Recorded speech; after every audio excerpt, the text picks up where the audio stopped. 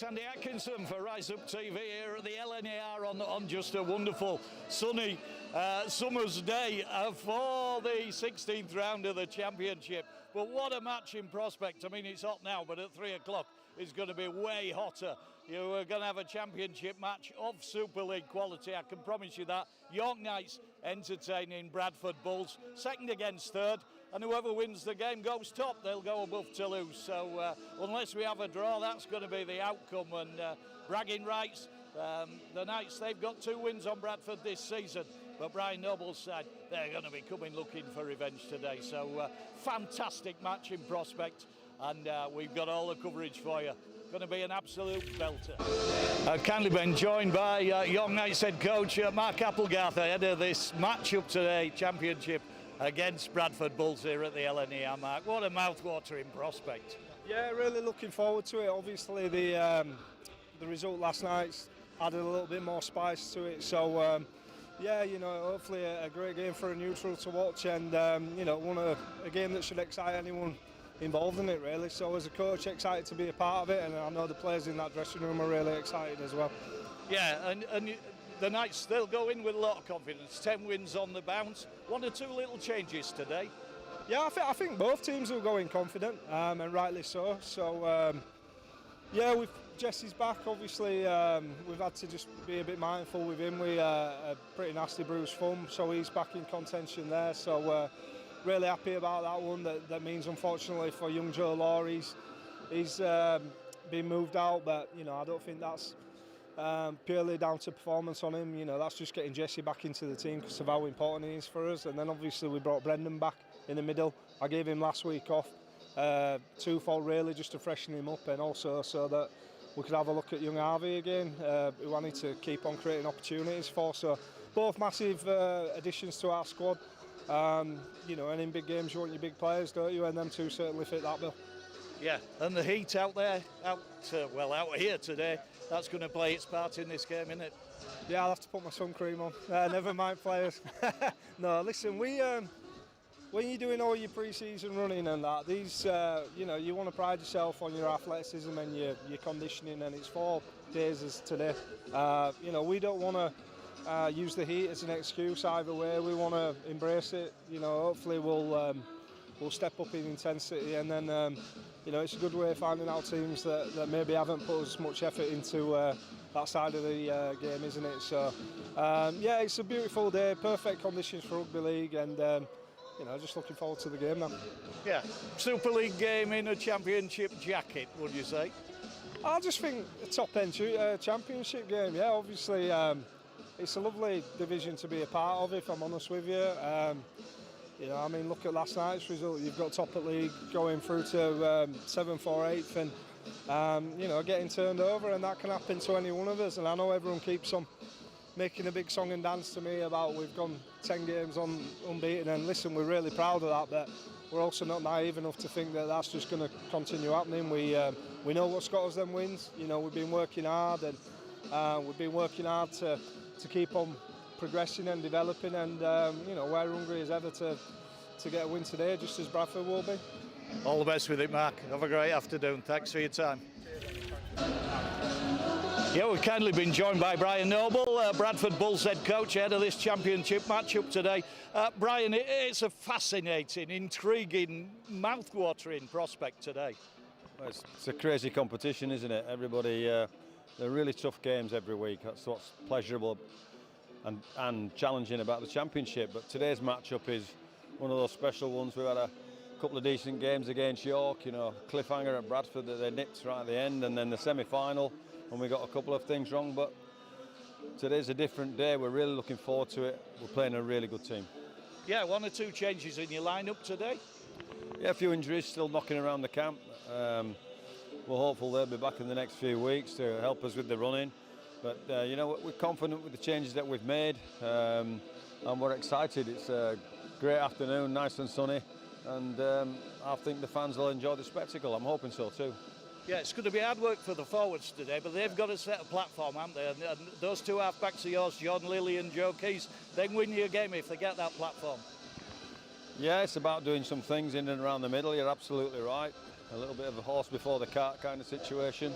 But there are talented players right across the board on both teams who can turn a game and break a game, maybe with a kick or a bit of individual skill and brilliance. So it really does have all the ingredients for a good day at the office for somebody. Yeah, and obviously the added carrot, the winners today are going to go top of the pile. Yeah, I was at the Toulouse game yesterday and saw the Halifax were great and Toulouse were great. That was another top of the table clash. So I think there'll be a few more twists and turns before the end of the year. Today's bragging rights clearly there for people to focus on it, but I think the team that focuses on their performance will probably generally comes out with the spoils. Brian, have a fabulous afternoon and thanks very much for your time. I appreciate it.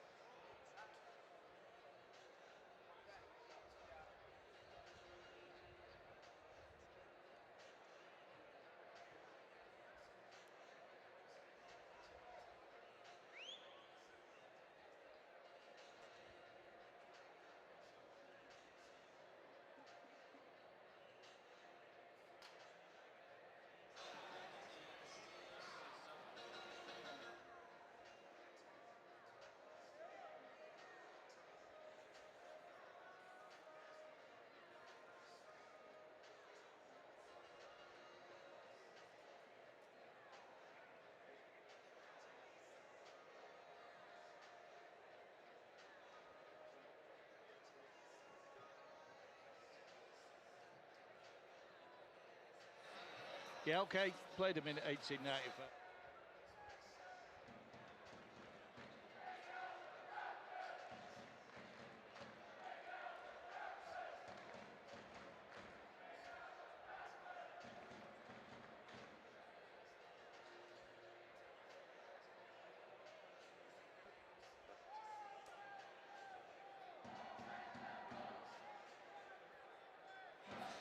How do you know?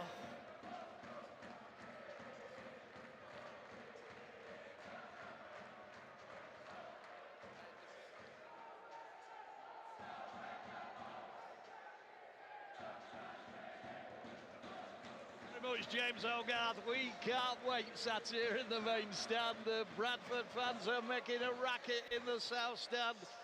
The Knights fans up the other end of the main stand here, they're waiting to welcome their heroes. It's Armed Forces Day, the Royal Yorkshire Regiment hosting us down here, just waiting for the arrival of the players. But what a mouth-watering prospect. Jimmy Elston alongside me. Jimmy, we've already talked about it. What a game. Yeah, what a prospect we've got. It's just, you're just waiting for the fireworks to go off at kick-off, aren't you? The size of the packs, the quality of the opposition.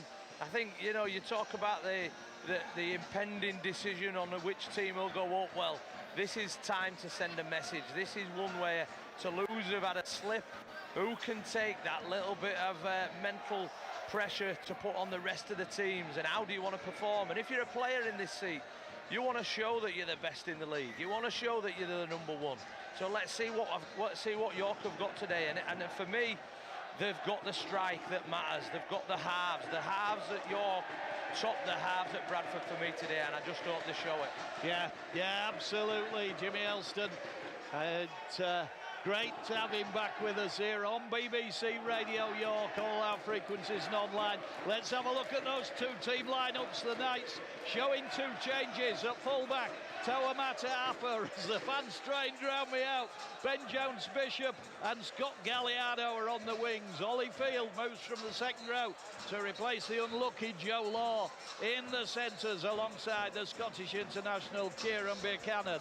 It is that potent pairing Jimmy's just mentioned, Amata Ngannou and Liam Harris in the halves for the Knights. The starting forwards, Jack Martin. The Knights will be looking for another massive game from him today. Connor Fitzsimmons on the other side. Paul McShane, the wily, experienced Paul McShane at hooker. In the second row, the return of Jesse D, the Australian, alongside the informed Connor Bailey. And of course, Mr. ever reliable Geordie Thompson is at loose forward. Off the bench, Brendan Santi returns to take the place of young Harvey Reynolds. Sam Cook moves to the bench to allow Paul McShane to start at hooker. Kieran Hudson and Mitch Clark make up the bench. 18th man Joe Brown, coach of course Mark Applegarth. Bradford, 5 changes.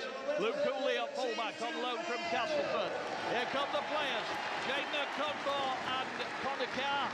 His first game back at Bradford on loan from Huddersfield. Wacker Blake and Kieran Gill in the centres. Complete change at half-back, Joe Keys and John Lilly. John Lilly moving from hooker to accommodate Sam Hallas. Michael Lawrence and Logan Bailey to the starting prop. Zach Fulton, Matty G in the second row. Matty G returning to the lineup. Aribi Doro on loan from Hull Kingston Rovers is at loose forward. Off the bench, the powerful Evan Skerr, the utility, Tyron Ott, Ronan Michael, of course, so well known to the Knights fans, and Fenton Rogers, who's back at Bradford on loan from Huddersfield. 18th man, James Meadows. Referee today, Matty Lynn.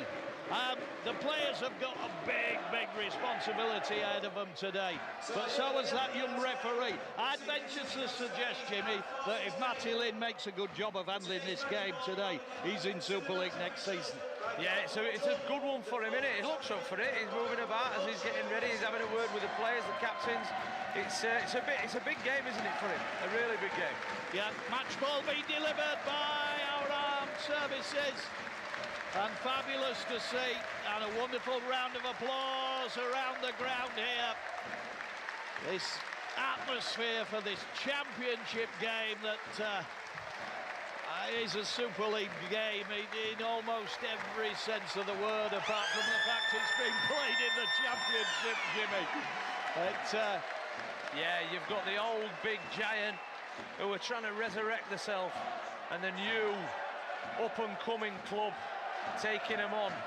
Who's the best for Super League? We're going to find out in 80 minutes, Jimmy Elston. It's going to be 80 minutes of drama. Hold on to your hat. Grip tight to your seat. John Lilly waits. Bradford are going to kick off in the essentially white kit with the gold and red trim. Bit of black trim on there as well as he adjusts his kicking tee. The Knights, of course, in the familiar black with the amber hoops. We're all ready to go. Officials in light blue. Big match. Andrew Henderson coming up the steps. And it just shakes hands as he walks past. Great to see Endo down here with a big smile on his face. Here we go, John Lilly. We're underway. Who goes top?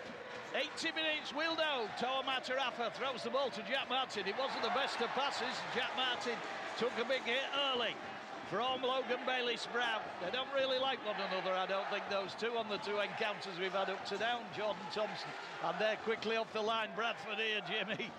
Yeah, lovely little touch from Paul McShane. Went wide. Igano rattled to the floor. Aribi Doro with the tackle. Trying to see Sam Alice, I think, the other one, and he's felt that. That's Ingano's felt it. They've got him early. Wacker Blake, he's the doctor. He says it's a head knock and it should be investigated. Give up, man. Yeah, it was a shot. Doro, with his first involvement in the game, picked on the man that we thought might be the difference today, and I think he'll be all right. They'll check him over. Early piece from York. Paul McShane, we talked about the big pack. He's got 3 runners coming out. He missed the first 2 to get on that that wider defender, to find that space to make the meters, and then they went again.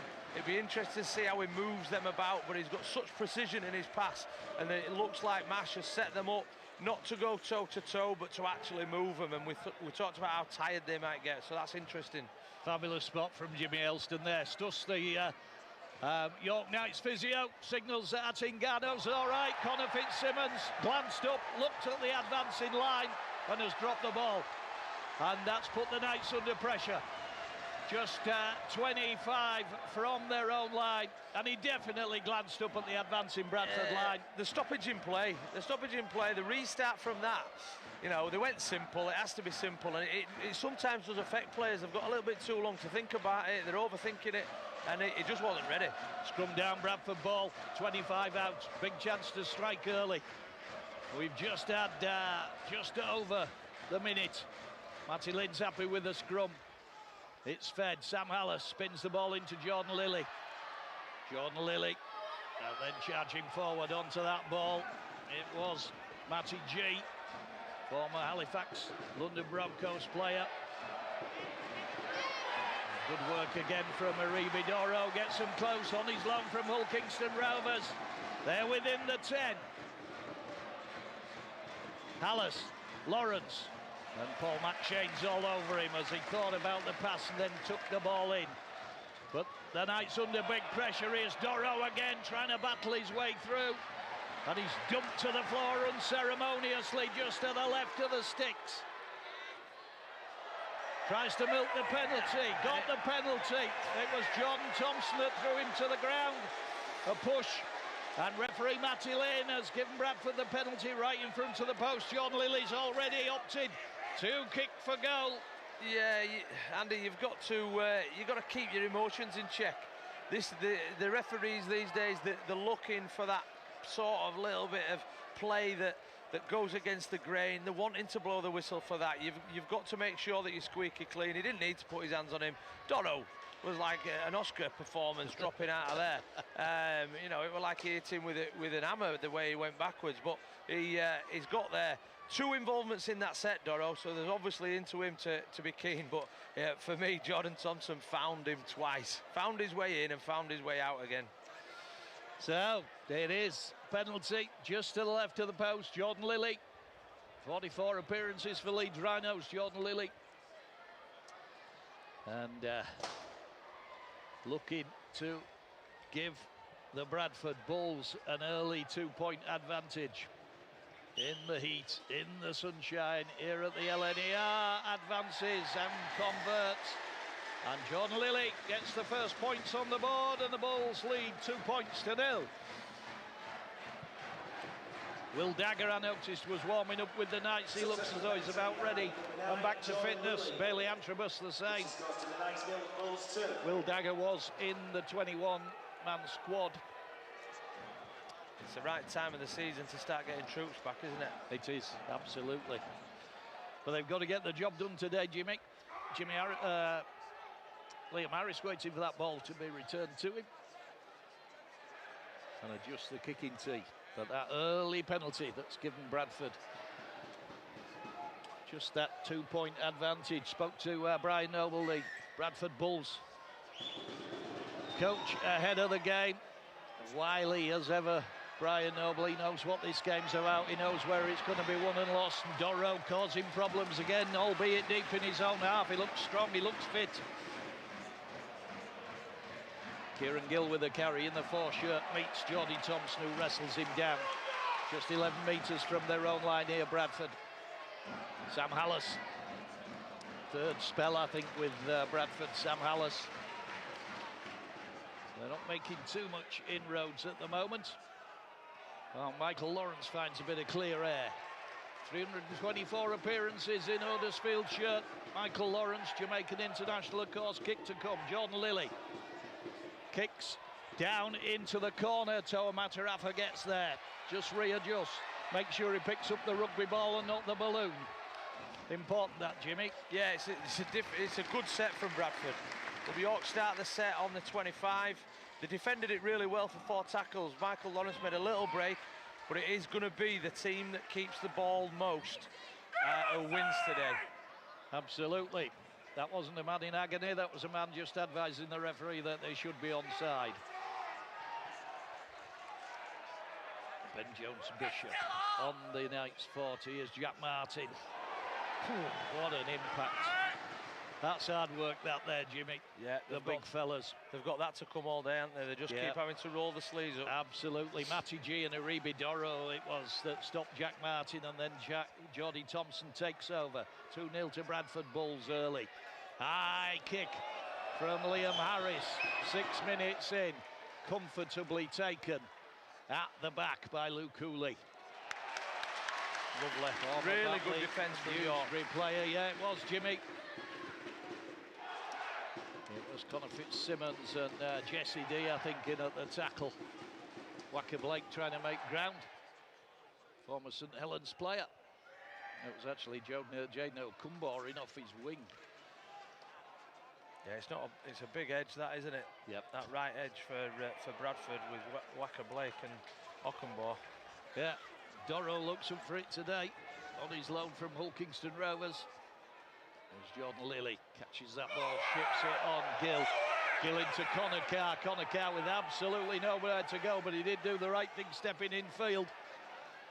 Liam Harris advising the touch judge there might have been a knock-on. Liam Harris hunting the kicker down. Gets Luke Cooley, knocks him to the floor. Referee's happy. Kick went through to Scott Galliano, collected it just outside his 20. We're certainly in that set-for-set motion now. Bradford and York going at each other, making sure, waiting for the first one to give away a penalty or look for that error. And it really is about that today. It's about keeping within your system and working through your plays and working through your sets and being really patient and honest with everything that you do. Yeah, 75 minutes of hammer and tongs coming up in many ways, Jimmy. Here's Liam Harris. Liam Harris shuffles the ball onto Connor Bailey. He's wrapped up by Kieran Gill. Just down in front of us, just on halfway. You're listening to BBC Radio York. We've only had about 8 minutes. It's been absolutely enthralling. Jordy Thompson stepping. Thought he's found a bit of space, and then Kieran Gill, the Bradford centre, just pushes him back. It's on the last for the Knights. They've got the ball on the Bradford 40. Liam Harris lofts the ball. Luke Cooley gets underneath it. He was protected by one of his own players. It was Connor Carr, the winger, that prevented Ben Jones Bishop getting at him. And here is Connor Carr, just ranges in field in the 33 shirt for Bradford Bulls. 2 players in this week on loan. Connor Carr. Terrible piece of work from Wacker Blake. Just threw the ball anywhere. That's the danger for Bradford. That's what we talked about, Andy. That's that not playing with the patience. They thought they had an option in half break through the line. I'm telling you, that ball will be sweaty, and it's come out. He's not got a good grip on it. It's a loose offload to nobody with the way he grabs it, and it gives York their first chance to attack with a full set of 6 on the Bradford line. Yeah, I think the Knights are well aware that he might be a weak link camp there defensively, and just to hurl that ball away like he did. He's really presented the Knights with an early opportunity. 8 minutes in. Scrum in centre field. Mac Shane to Ata Hingano. Hingano thought about the pass into Liam Harrison. Toa Matarafa outside him, but eventually took the tackle. Here is Harris. Drop-off ball into Geordie Thompson. He's brought down just outside the 10, to the right of the sticks. Paul McShane offers, passes. Harris to D. D to Holyfield, tried to cut back past Wacker Blake. He's brought down 6 out.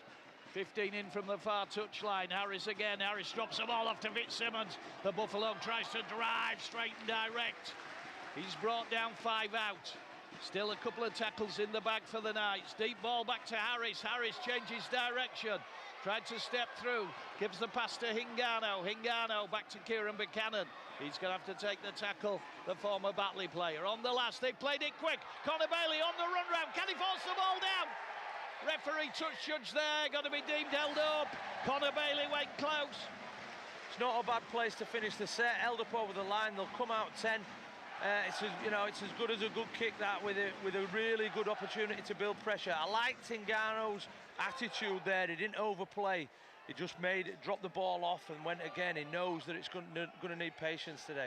Interesting little training ground move there, Jimmy. I thought myself, that little quick play the ball and then go short side with Connor Bailey on the run round. Yeah, he was going there, wasn't he? He's a big boy, isn't he? If he's get a reach out there on a dry pitch, he's got a chance. Still 2-0. Luke Cooley had to readjust that ball. Dangerous player, Luke Cooley, if he gets a bit of free air. Here's Matty G working hard again, the player who started his career at St Helens in the academy. And then Logan Bayliss-Brow, South Logan Magpie. Making a bit more few more meters this set. Yeah, Bradford. Yeah, Jordan Lilly lofts the ball off that right boot, drops towards Toa Mataafa, take with a pair of soft hands, 15 out, tries to accelerate between Kieran Gill and Sam Hallas. And then Liam Harris from the play the ball, good quick play the ball, and got 12, 15 metres, did the skipper, before Matty G caught up with him. Here's Ben Jones-Bishop in off his wing. Terrific try-scoring return since he came back to the Knights. Knights be hoping he can do something today. Hingano puts the kick through, chase for Scott Galliano. It wobbles into touch, 10 from the Bradford line. Not a bad last tackle. Yeah, he had a good look. The winger hadn't dropped, Ockenbar hadn't dropped, it just left the full-back. He were in the line, he had to stay in the line because of the York attack. I don't think he quite executed the kick as he would have liked, but it's an option there, and it's good to see he's got his eyes open, ready to play. Suddenly, both sets of fans go quiet. First time in the game, Jimmy. Everyone's having a rest, aren't they? Everyone's having a breather. Yeah. Living on the edge of our nerves today. Everybody in the stadium. Which way is this going to go? 2-0 to Bradford at the moment. BBC Radio York. All our frequencies and online. Rugby League on a Sunday. Our second game of the day. Win for the Valkyrie 28-4 against Lee Leopardesses in the Women's Super League. They stay third. So here's Bradford trying to make ground through the Aussie. Zach Fulton, he swung to the ground. Paul McShane's been busy so far. Defensively. Oh, that's that. Defensively is everywhere. I think there was possibly a hint of a knock-on, but sensible, I think, from the referee, Jimmy. Well, it depends what hat you've got on. I suppose so. You've got a red one on. Michael Lawrence trying to burrow his way forward. Sam Hallas pointed, looks to Doro again. He's seen some ball in his first half as Aribi Doro drops the ball off into Hallas. Accurate pass. Bradford spin it wide. Wacker Blake. Wacker Blake tries to break away. Good tackle. Holyfield's wrapped up round him. That's Hingano as well. Kick from Joe Keys. First time I've mentioned Joe Keys, I think. Toa Mataafa takes it on the 10. Please don't throw the big pass. He threatened to throw it. He did indeed. So the Knights just short the 20. Scott Galliano, the former Sunshine Coast Falcon, who's so impressed the Knights fans since he came to the club. Ben Jones-Bishop in off the other wing. It's hard meters being made here, Jimmy. Connor Fitzsimmons has come off for the Knights. He doesn't look happy. No, could have lasted longer. Brendan Santi has gone out to replace him in the 10 shirt. Santi's first carry. Head bandaged as ever. Paul McShane into Harris. Harris steeples another kick over the top of Luke Cooley, reverses, takes it in the 10. Sets about coming back the other way, almost defeated Jordy Thompson there, but eventually lost his footing. Here's O'Cumbar off the wing. Missed tackle, Holyfield. Yeah. Missed too many, the young fella. There's the game just seems to have settled down, hasn't it? We've had that frantic first 10. Both sets of players taking a breath and examining each other and just getting into the flow at the minute. Yeah, still in the arm wrestle though, very much still in the arm wrestle with 14 gone. Bradford possibly just slightly the better of the exchanges early doors, mainly off the back of the work of this guy, Aribi Doro. His goal forward's been sensational in the first 15. I was going to say he's their biggest weapon at the minute. Yep. There's a kick from Joe Keys, the Irish international. One game on loan for the York Knights under James Ford. Got injured and went back to Kingston Rovers. It can be an absolute game changer on his day, Joe Keys. And Jones Bishop almost slipping through. As the line advanced, it was Michael Lawrence that hung on in the end. Starting to see that little bit of legginess drop into those Bradford forwards. The opportunity is there. It's got to be breathless out there, Jimmy. Must be absolutely breathless. It's when they have that thought of taking a breather. It's when they have that thought, I need a bit of a rest. That's when they'll get caught. There's no man better to find it than Paul McShane as well. Yeah. Toa Mataafa, the Samoan, just moving the ball forward. Here we go on the last again. Harris again. He'll test Hooley again with the kick. Hooley's well positioned underneath it. Takes it, then gets absolutely belted by Brendan Santi. That was a bell ringer. Timed it perfect. He did. Bradford bench up in arms, saying he were off the floor, but he waited perfectly until his studs touched the floor. His feet might not have done, but well within the legalities of the game and a really strong hit, and this stoppage helps. Yeah, some well-known names down there on the Bradford bench. Keith Senior with the headset on. Chris Hoff down there as well. Great servant in the championship, Chris Hoff. He'll have plenty to say, we'll offer it. Yeah, he will. Luke Cooley trying to find a bit of space down the right side of the Bradford attack. Still deep in their own half. There's Zach Fulton again. Former Blacktown Workers player down in Oz. And related, of course, to the great Bobby Fulton. Kick from Jordan Lilly. Bounces once, bounces twice, 3, 4, 5. Eventually grabbed by Toa Mataafa. Thought about the pass to Scott Galliano. His Australian, well, I'd say Australian compatriot. Let's say Antipodean. That's, would be more accurate, more realistic. Yeah. And thank you to my old geography teacher for that one, Mr. Setchell. What a man he was. Got me through my O-level. Yeah, that's Ben Jones Bishop in centre field. Knights moving back to halfway, but it is just lovely sidestep from Jesse D that took him past Aribi Doro, but Waka Blake was in place. And then Ata Ngannou, quick play the ball again from the Knights. And the offload into Jordy Thompson. Jordy Thompson looking for a gap to pop through. Tried to go past Matty G. Great work from Jordy Thompson. Just delivers week in, week out. Short side, Harris kicks back towards the middle, towards Ngannou. Ngannou's on the chase. That is a brilliant bit of work. Fantastic. Again, right off the training ground, that, Jimmy. Yeah, reverse kick back. Ngannou knew exactly what was happening. The intensity of that set from York, they just found a little bit of space. Liam Harris jumped into dummy half. Paul McShane let him go and do it. He found some space. Ngannou found a bit on the left. We came back and finished the set really, really well. The pressure is starting to build on that Bradford forward pack. I would expect some changes to be made soon from Brian Noble. Yeah, coming, Ebert Skurs on his way. You were talking about intensity, the intensity that Cuddle as well at Ngannou gave Luke Cooley and rolled him back over his own try line. Great work from Santi, the Italian international. Another play loved by the York Knights fans, and then Jack Martin. What a signing he's been from Wynnum Manley Seagulls down under. Harris again, right side the attack, reverse ball, that familiar ball we've come to see into Connor Bailey. Sets the position to the right of the sticks, 12 out. Here's Harris, ball off McShane. into Hingano, left side the attack, puts the brakes on as the Bradford defensive line advances on the right side and closes the door, but they go again. Jesse D, short ball. Thought Holyfield had got there, he was just short. It's on the last back, Shane thought about going under, and then Hingano, oh, what a ball that is to try and defend. It's bounced off Kieran Gill's head. Ben Jones-Bishop, it's got to get the try. Yes. It is. Yes. It was the Kieran Gill header that was the assist. Ben Jones-Bishop has scored again in nice colours. It'll be the easiest try he will ever score. The ball bounced off the head of Kieran Gill and straight into his hands. 21 tries from 13 appearances. What a return. Ben Jones-Bishop. Yeah, York looked to go in on the left. Holyfield was held up quiet, just probably less than a metre from the line. The patience and the control and the composure from Hattie and Hingano. There was a play on, the ball came to him late, he had a look, he could have thrown it long.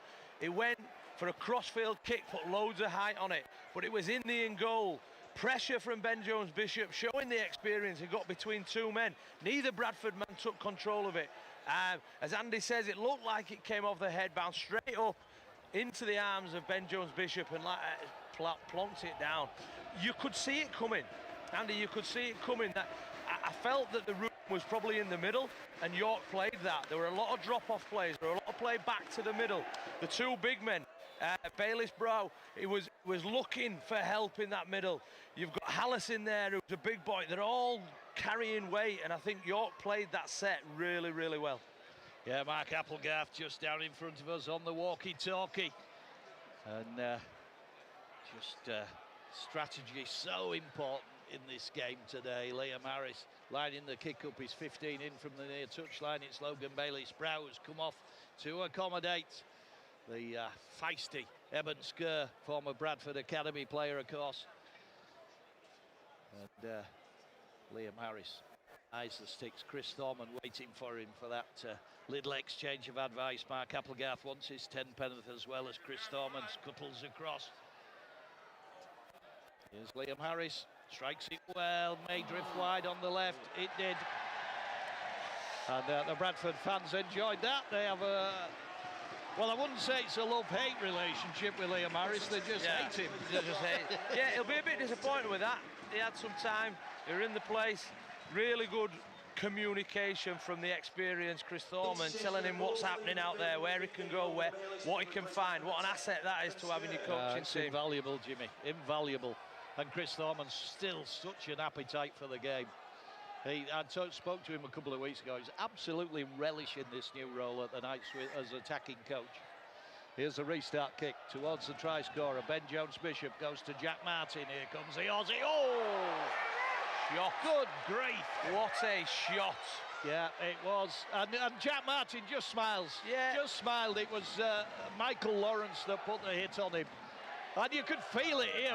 We're what, 25, 30 metres away, Jimmy. And it was like a thunderclap. Yeah, it's rugby league. He gets up, he plays the ball, we crack on. What did you once say to me? What you miss is getting clattered. Getting it. That's what you miss when you finish. No, you can't replace that. Getting up and getting it again. Well, you could run it and then nearest bus down the main street, but it's not advisable. Might not be as big as this Bradford pack. Liam Harris goes for the 40-20, goes over the head of Connor Carr. Connor Carr scuttles back, does a bit of a juggle, sets off infield. It's a great kick, that. It's found grass behind the winger. And what's behind every good kick? A great chase. Yeah, absolutely. A great chase. Absolutely. And it was a great chase from the Knights. But they've now got to stop that man Doro again. Eventually they... Ockenbaugh, I think that's coming turf. up. It was, you're right, it was Ockenbaugh, well spotted. Doro's not made a carry for at least 5-6 minutes. He's ready for another one at the minute. Yeah, he's getting prowling. Oh, fantastic. Oh, that's a bit of work out there. And it's that man again, Wacker Blake, that's been found out. He's got dumped into touch, wide out. Jesse D is come up with a massive play there. What do your forwards need when you're under a bit of pressure? Bradford obviously returning from the try, kicked long, went in hard, restricted the metres. He's come up with a fantastic play to give the Knights the ball in the opposition half. Yeah, returning after a couple of weeks out, Jesse D, and he was so frustrated at not being able to play. And the big man's coming on, the tall tree himself. Kieran Hudson just takes a swig of the water bottle in the 31 shirt, and he'll add to the intensity out there because he doesn't take any backward steps. Knights in possession, off the back of that Jesse D work. Connor Bailey again. It's like telepathic between him and Harris. Knows exactly where he is. Jack Martin comes off. You can hear the round of applause for Jack Martin. Big hug from Mark Applegarth as Kieran Hudson. You can see the effort that they're putting in when they come off. They're absolutely shot to pieces, the lads from both teams, when they're getting off that middle of the pitch. It's definitely in Chris Thorman's thoughts here and Mark Applegarth to just keep going up the middle. Santi up the middle. Evan Skur goes low. Left side, the attacking Gano steps off the left foot. He's weaving, and eventually dragged to the floor. You can see the terror on the defence, in the eyes of the defence when Ngano does. Harris tries to get it through the gap. Harris, the ghost, has ghosted in as only the ghost can do. Straight between two Bradford defenders close to the try line. They didn't close the door quick enough, and the ghost had gone. Yeah, Hingano, he created some absolute mayhem in that Bradford defence. He created it there, and that meant that somebody who was pulled in from that left-hand side defensive structure had to go in and defend him. He ended up at marker, which left a different player on their edge. Harris saw it. It's a fifth tackle. He can kick. He's got a long ball out to Ben Jones-Bishop, who he knows he'll collect it. The Bradford players know as well. Opened up that little gap, and he's got the guile and he's got the strength to go over. What a player. Yeah, Liam Harris, fabulous stuff. And by the way, I must say, you can listen to analysis of a rugby league game anywhere at the highest level, but he doesn't come better than Jimmy Elston. Fabulous stuff, absolutely fabulous stuff. Liam Harris, 16 tries for the season for Liam Harris from half-back. And it was off that sensible approach, measured approach from Ati Ngano. He's got the ball in it. He's got the ball in his hands. On a really dry day like it is today, he's probably 9 times out of 10 thinking, "I'll give that." But we're talking top of the table clash here. He knows his job today is complete. He knows his job is to complete the sets. Holds on to it, and it comes off the next play. What a great couple of tries that is for York. Yep, 8 points to 2, I should say, in favour of the Knights with the kick to come. Kieran Buchanan just geeing, and Ben Jones-Bishop just geeing the fans up. The Bradford fans went awfully quiet when they saw that who it was that went in for the try. He just absolutely does hound the Bulls, does Liam Harris. Haunts them, you'd have to say. Yeah, well, with 14 minutes to go in the half, he's taking all the time in the world, isn't he? And he's frustrating those Bradford players on the line. Yep, yeah, they were edging forward. They've all been ushered back by referee Matty Lynn. And he's still taking his time. The two judges are poised. Same spot as last time. And he's got that one. He's readjusted his sights. Yeah. And it is 10 points to 2. Andy, we talked about the effort that's required from everybody on the pitch in a game like this, and to try and take advantage of that. Jesse D coming up with that lift that his teammates supported to put him into touch, to just stop that Bradford momentum, is the key to what York need to do again and again and again. And it was fantastic to see. His coach will be really pleased. Yep, John Lilly restarts. Ben Jones-Bishop. It's Kieran Hudson off the back rank. Whoa, and another massive impact. It was Aribi Doro and Evan Skur that came to greet him with a bit of help from Sam Alice. A little bit of run it straight live. Kieran Hudson's felt that one. And there's a knock-on to boot.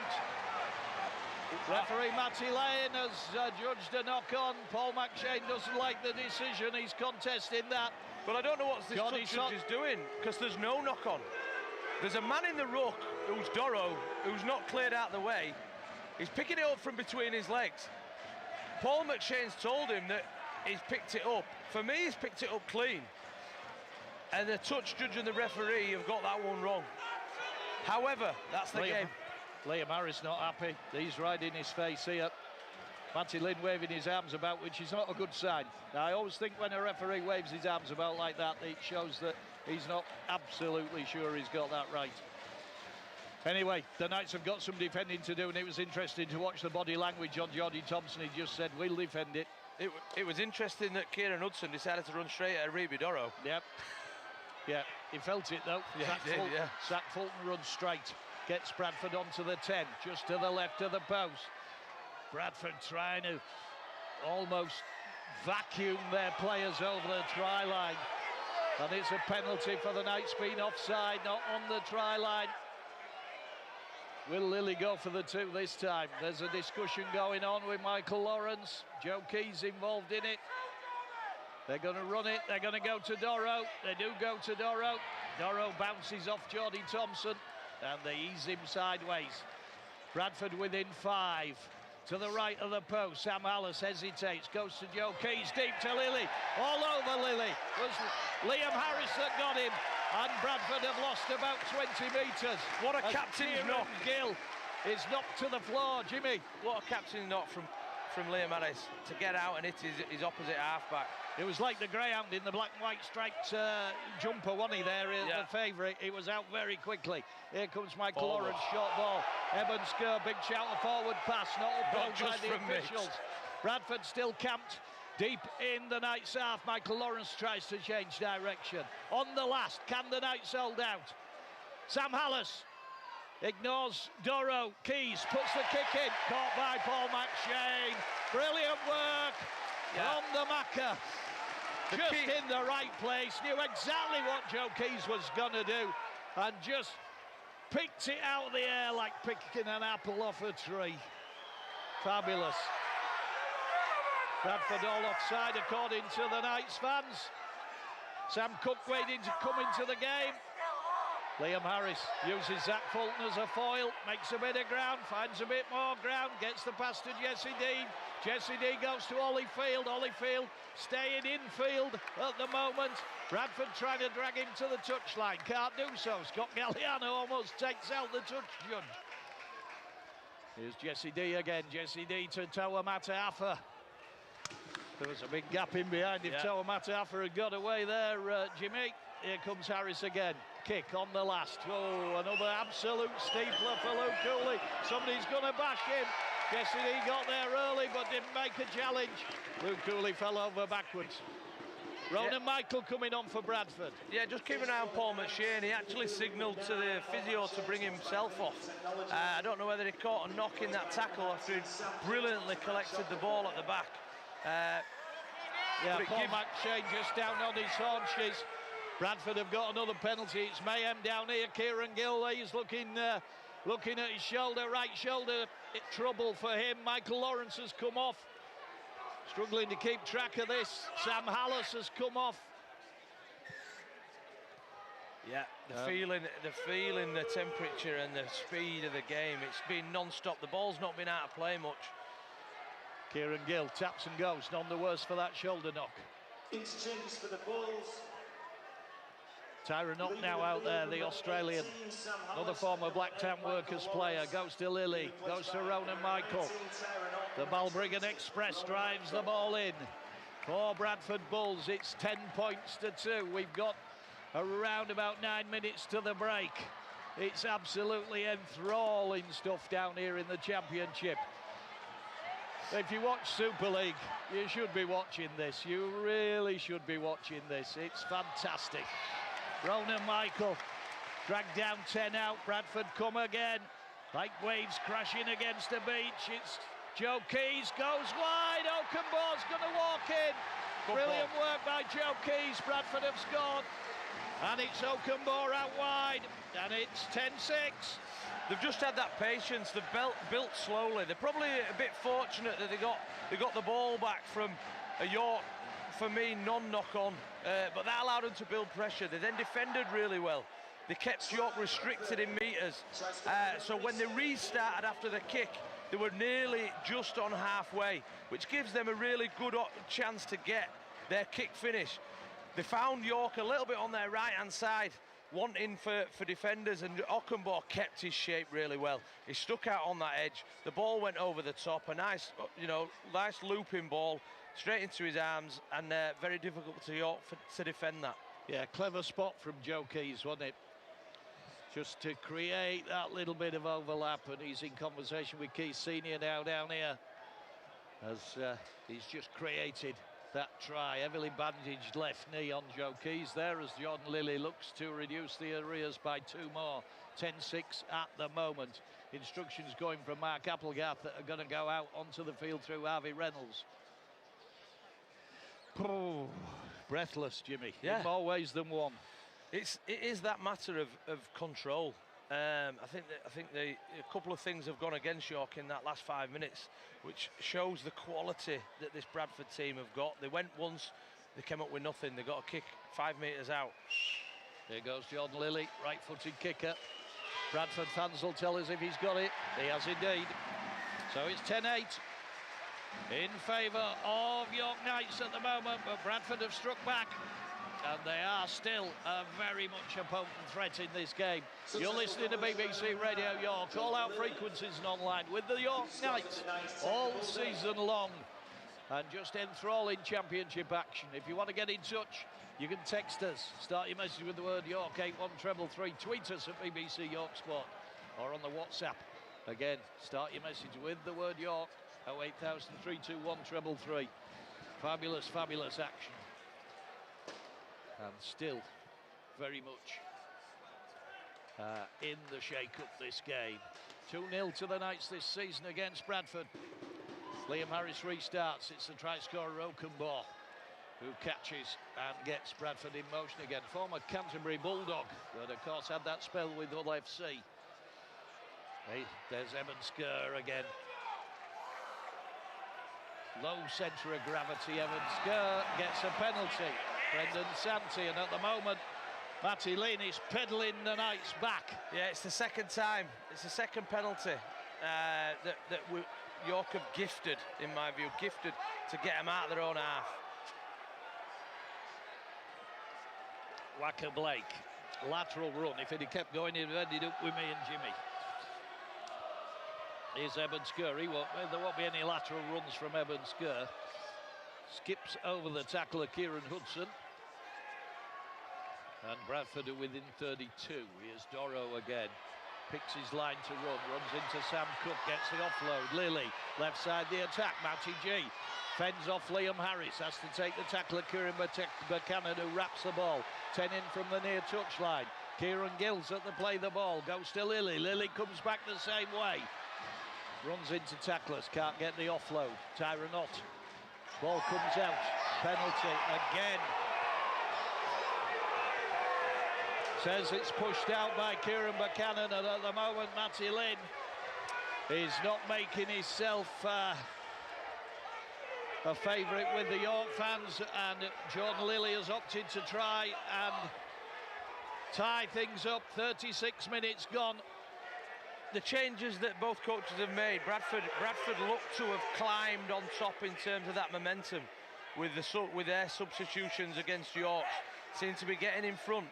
However, the reason is that York are giving away penalties. You know, they're 50-50s, but if your hand's not there, you can't give it as a penalty. It's that little bit of smart play to just tie things up and calm things down that York need at the minute. It'll be frustrating, Mark Applegarth down there, and just looking at the looks on the faces of him and Chris Thorne, and the Knights' work in the last 5 minutes is just hurting them a bit. Jordan Lilly's 15, maybe a little bit more than 15 in from the near touchline. Right-footed kicker. Kicking towards his own fans, although there's not too many in the far end of the south stand.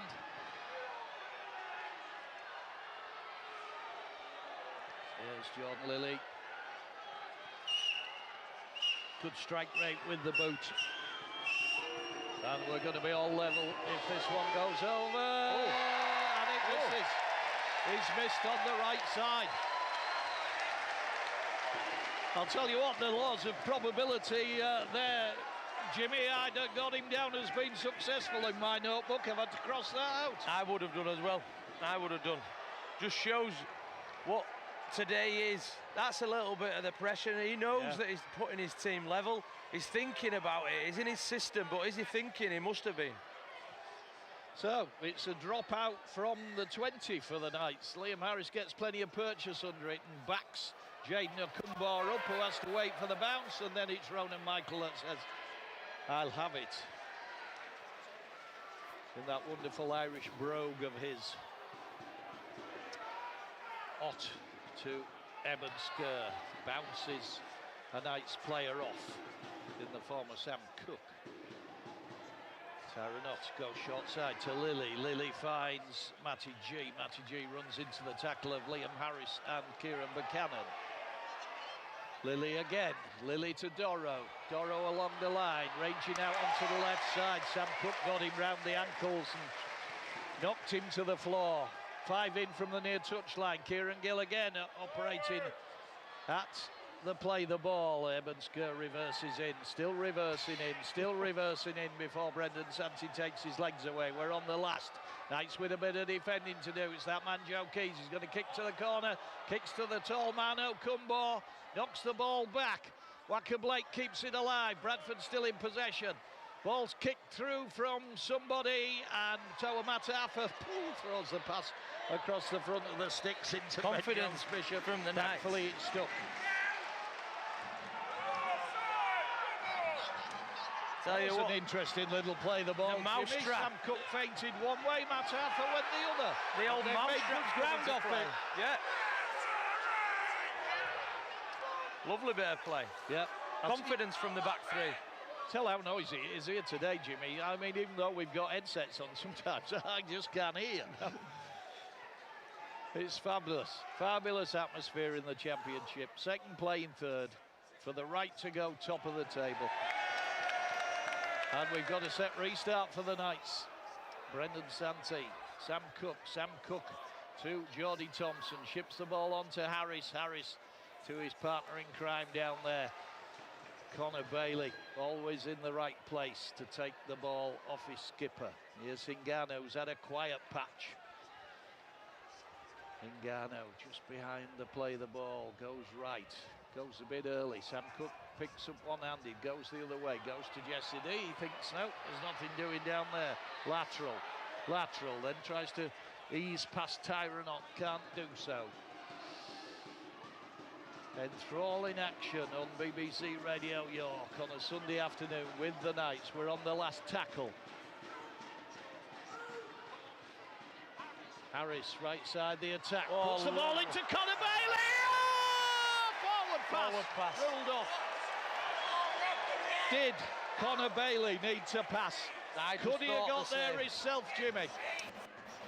He went for the safe option, didn't he? He went for the 100% pass, but he found the skill that he needed at that point to turn and give it. It was a great play from Liam Harris again. Hingano with the pass, or the Connor Bailey with the pass to Hingano, but did he need to do so? Could Connor Bailey have made it himself? He was going in from about 5 metres out, elected to turn his body and put the pass into Hingano, and the officials decided the ball had gone forward. That's some offload there. I think it was Zach Fulton. There's the hooter.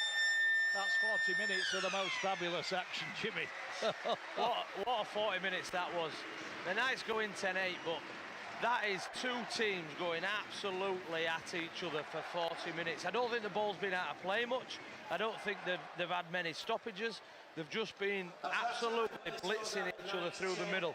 Yeah, and the crowd as well have sort of gone silent and are trying to, I think, sort of take in what they've seen in that first 40 minutes. Yeah, you can't take your eyes off it. No. There's something happening. You have a look, and you can't take your eyes off anything that's happening.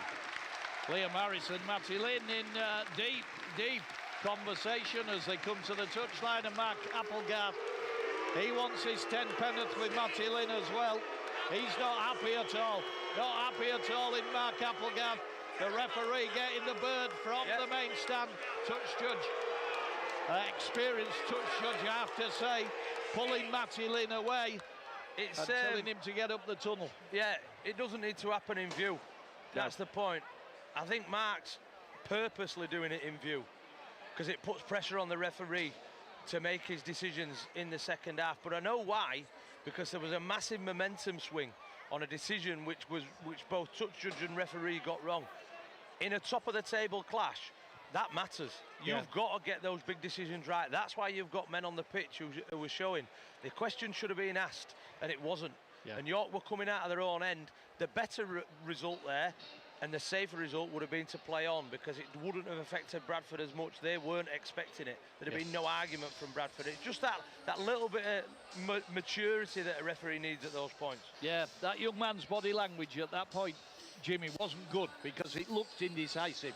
And if you take someone like, let's take Ben Thaler, for example. Ben Thaler wouldn't have showed that frailty at that point. He would have been absolutely vehement that he got that decision right, even though he might have got it wrong. Well, you then go to the next time he had a chance, and York are obviously challenging the rip that was given as a rip that they think was a knock-on. For me, from where I sat, I couldn't see the ball, but the way the ball comes out, you can generally tell whether it's a knock-on or whether it's a rip, and it looked like a knock-on. It just flopped out. It didn't fly out, it didn't pull out.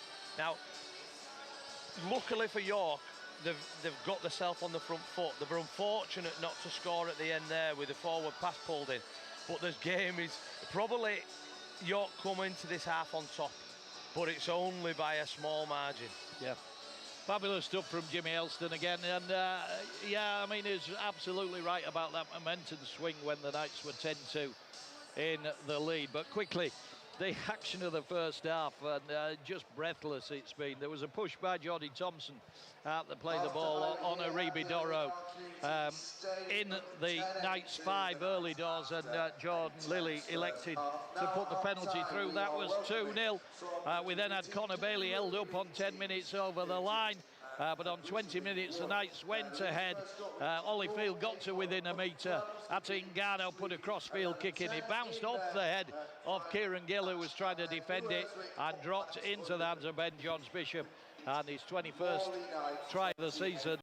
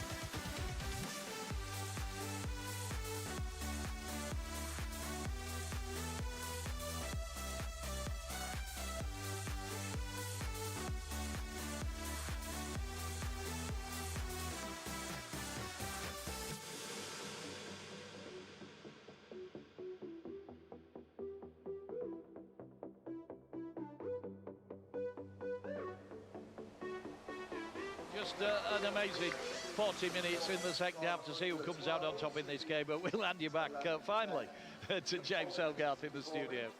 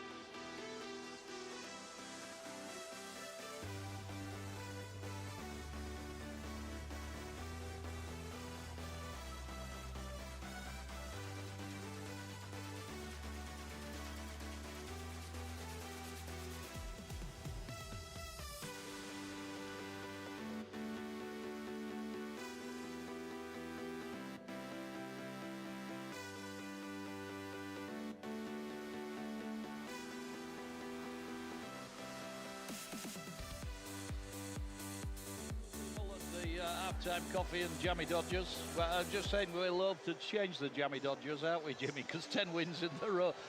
I'm a bit fed up of them, but I've got to keep buying them. I don't want to change the look.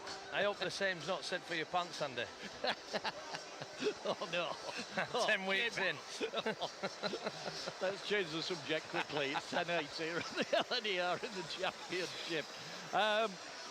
Yeah, and a couple of shout-outs as well. You'll know that the boxing scene in York has been completely reinvigorated by the likes of a number of young professional boxers coming through.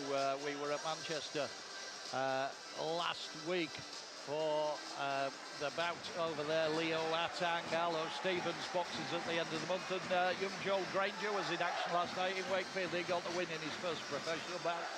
So congratulations to Joel and his coach Ash, and we'll be keeping an eye on things on the boxing over the coming months with BBC Radio York. Bradford are back out here, and also just want to say hello to Brian Orchard. Brian still not able to, big Knights fan, still not able to attend games, but hope he's listening in today, and our best wishes. Brian Noble just has a little word with Liam Harris as he walks past him. I'd love to know what that conversation was, Jimmy Elston. He's giving enough back, and he won't take a backward step, will he? And he won't let anybody overawe him. He's a very, very great leader, and you see the team around him responding to his every play. It's really good to see. Interesting to see how Paul McShane fares. Went off feeling his shoulder. I thought the Knights lacked a little bit of his experience in that last 10. Yeah, I think it's been evident season long that they just lose a little bit of composure, a little bit of oil in the gearbox when Macca's off the field. Here we go. Oh, hang on to that. 40 minutes to go. Liam Harris restarts, caught by Jaden Elcombo, and the Balbriggan Express runs straight into a feisty challenge, let's say, from Kieran Hudson. And then Zach Fulton. Zach Fulton goes nowhere as he's greeted by three Knights tacklers. Hudson in there again. That sun turns up the wick to about 12 and starts to burn us again, and it's reached us, Jimmy, hasn't it? It's arrived in the main stand. So it's burning up. Good job I brought my hat, Andy. Good lad. And then Aribi Doro, reinvigorated after his half-time breather, tries to go straight up the middle in the style of Frank Sinatra. Not quite the running threat it was in the first 10 after that. Who's that, Frank Sinatra? Yeah, no, he's definitely not a running threat today. High hanging kick. And caught by Toa Mataafa. He's been imperious under the high ball today. The former Lesignan player. And all sorts of rumours in the press about players for the York Knights for next season. I'm not saying anything. But yeah, if you look at it, players from France, players from Australia, players from over here. Knights have dropped the ball. Play on, signalled by referee Matty Lynn. Everybody hesitated for a moment. Rowan and Michael picked the ball up, so the Knights have made the first error of the second half. They lead 10-8. BBC Radio York, all-out frequencies and online as Waka Blake, the former St Helens and Parramatta player, tries to make a bit of ground up the middle. Tyron Ott ball into Eben Sker. He'll just rumble it forward and set the position. Well, the second half has started like the first half finished with Bradford. It has. In a sentence. Joe Keys tried to go through a gap and got a big clattering. They moved the ball onto the left side. Lily little thrown up short ball. That's big shouts of forward pass that go unheeded. Here come Bradford again. Lilly, the danger man, goes back to Keys. Keys kicks to the corner, gone over the top of.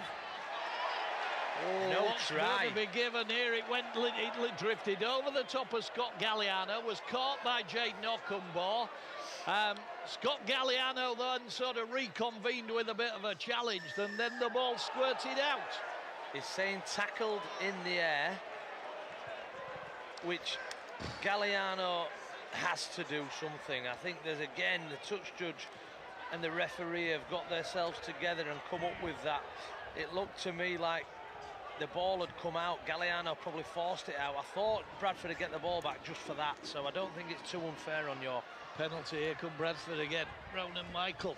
The Knights were defending to do early in this second half. Are they going to slip behind? They lead 10-8 as people regain their positions in the main stand, and I'm trying to commentate looking round them. Bradford very close through Eben-Sker to the left of the post. Ball swept up into Doro. Doro to Keys. They go left, and once more looking round, people coming back to their seats. Bradford stopped short. Here comes Doro. Tries the front door. It's locked. They go right, they go to Keys. He's been orchestrating behind him, puts the little kick in. Well taken by Scott Galliano. Tackle behind his own try line. Lovely little kick from Joe Keys. Yeah, good pressure from Bradford. 2 sets where they kept all the composure. Great kick to Ockenberg for the first, and then a nice little stab kick into the in goal for another repeat set. Yeah, just turning the screw, Brian Noble's side. Certainly had the better of the early exchanges in this second half, though they still trail 10-8 to the York Knights. Liam Harris taking plenty of time, letting his defence get a bit of a breather as he hoiks the kick up towards halfway. Taken by Okunbor, goes to Michael, Ronan Michael, tackled by Jordy Thompson. Eben-Sker, I'll have that ball. He came from a million miles away to take that ball. Gets the offload into Lilly. Lilly brought down. Different impact Michael and Sker have than the big fellas. Big impression here at the moment from Bradford. Zach Fulton on that angled run, familiar angled run. Goes to Tyron Ott. The Australian finds a bit of space. Brought down adjacent to the right-hand post. Knights still trying to hold on. Mitch Clark being ready to come out into the action. Joe Keys goes back the other way once more, telling players where he wants them. Offloads into Doro. Doro can't battle his way through. Brought down 5 out, just to the left of the sticks. Still 10-8 to the Knights. Eben-Sker again. Eben-Sker just trying to barrel in. Ball comes out. Knock on. Eben-Sker just in his anxiety to try and wend away in under the post, just lost control of the ball. Yeah. And the Knights escaped, Jimmy. Yeah, really good defence from the Knights. Really controlled, keeping in system, not moving out, not trying to solve a problem on their own. Keeping doing what the coach to do is great to see. Ronan Michael and Eben-Sker offer a different threat. The lower centre of gravity, they're making meters, they're making quick play the balls, which is allowing Bradford to get on the front foot. The bigger boys were getting up a bit slower. York were managing to control the play. This is a big set from York now coming out. They have to complete. They have to get as many metres as they can. Yeah, York fans trying to get behind him, trying to help him out, the 18th man. I'll tell you a job I wouldn't want today, Jimmy. It's warm enough here, but I wouldn't want to be in that Bradford Bulls mascot outfit. And I can't tell you what's happening, because I've still got people regaining their seats in front of me. Yeah, it's a penalty to the York Knights. Yeah, Ronan Michael lifted the legs above the horizontal. Easy penalty, dash penalty really. His coach won't be happy with him because they were on top. They've given York a little bit of a lifeline to get up the field. We might catch this one. Yeah, here goes. Same for you, Jimmy. No, knock on from the guy in the white hat in the crowd. He'll be dropped next week. That woman's pint of Guinness on the front row there, that was in desperate danger, but she wasn't bothered about rescuing it. No. Great work. Great first involvement from Mitch. Yeah, Mitch Clark, very, very strong, playing against one of his old sides, Ingano. Knights inject a bit of pace, move the ball on, cut back inside. And Kieran Buchanan wrestled to the floor. He's still got a yellow balloon on the pitch in centre field. Some sort of marker, I think. Jordy Thompson. Oh, no, ball offered, nobody there. Nobody in support. Jordy Thompson got an arm free. It was a walk-in if somebody had been on his shoulder. Sam Cook goes to Matt Arthur, but there's no way through out there, out wide. Still a tackle or two in the bag here, the Knights. Matt Arthur at the play the ball, aimless pass. And that's allowed the Bradford defence to get up, but here's Ingano. Ingano field, they've created a chance. Holyfield through Waka Blake like a knife through butter.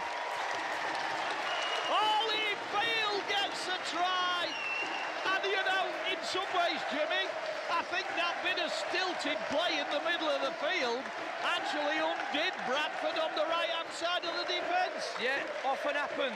A loose ball can have a good impact or a bad on that occasion. The confidence of Liam Harris makes it, because he just stands still with the ball. Bradford daren't move. They daren't go get him. He fires a lovely pass out to Ngana, who's got outside of that. He's managed to get himself onto the centre and winger. He can put Holyfield in space. Holyfield then just has to open up. He runs onto the ball, lovely, on the open angle. He's got his winger in space, he passes, he scores. Ockenberg can't come in and get him. In the end, he has enough in his legs to get over the line for a fantastic turnaround. And look where it came from. A daft penalty in the middle. Yeah. York then marched up the field. They had a go at the right, they kept composure. They could have offloaded in the middle, they didn't. They kept the ball, and here we go again. It opens up. We said it in the first half, we've seen it again. Holding on and keeping possession is the key to playing in this weather. 14-8 it is. And Holyfield just backed himself. He did have Scott Galliano outside him, but decided just to pin his ears back and try and go through Wacker Blake. And the former St Helens player couldn't keep him out. And Liam Harris with the opportunity to give the Knights an 8-point lead, as the referee gets rather more advice from behind us. Yeah, shows that you mentioned the maturity. He had a look in the crowd to see who's shouting at him.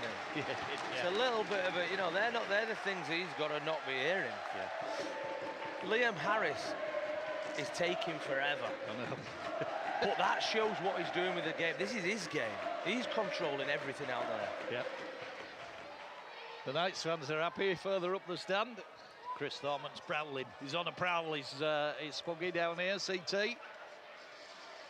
Arms folded, watching Liam Harris. That balloon's a bit of a pain in the backside there, Jimmy. That will catch my eye if I was trying to kick this goal. Particularly if it blows this way now. Here's Liam Harris, sweeps it off the turf. Yes. Oh! In off the right upright. No. Came back out. Did it? Yeah. Oh, there you go. Back out. I took my eyes off it and I was sure it had gone through. Luckily, someone's burst that balloon for you as well. Yeah, well, thank you. Yeah, unsuccessful conversion. Yeah. I saw it strike the upright and automatically thought it had gone through. There you go. It puts the Knights into that little bit of cushion at 14-8. Well, what's going on here? Bradford have about 10 players over the touchline before John Lilly had even swung his leg at the ball. And they've all come back. It's like the Grand National where they all go through the tapes and then they have to come back. Restart. Yeah. Tawamata Afa. Is that Mitch Clark off the back rank? It is. Gets driven back a bit in the 33 shirt. Former Sheffield Eagles player, of course. Dad Trevor played at Bradford. The absolute star at Bradford was the Kiwi, Trevor Clark. Fantastic player. Yeah. Hooker, wasn't he? Yeah. Proper hooker. Yeah. Not like those fancy runabout ones. Got stuck in. Yeah. Here's Brendan Santee. Knights fans are singing. Somebody's come off. Fenton Rogers. No. Fenton Rogers going out there. Penalty for a rip. Who might have been responsible? Eben Skur or Matty G? Fenton Rogers on loan from Huddersfield, about to come into the action in the 29 shirt. Couple of decisions going York's way. Yes. As Mark Applegarth got into the head at half-time and he's just had a look at his penalty count, evening it back up, make sure his review looks good. Liam Harris with the pass. It missed Sam Cook and was picked out the air by Brendan Santee. He's confident. Cook, Thompson. He'll not stop. Oh, gets the offload into Mitch Clark. Mitch Clark tried to go round Luke Hooley and Hooley got him. 15 metres out, second effort. What's the referee given? Oh, Mitch Clark throws one. Mitch Clark throws one. He was being baited there by Jordan Lilly. I think he played for the penalty then, Mitch Clark.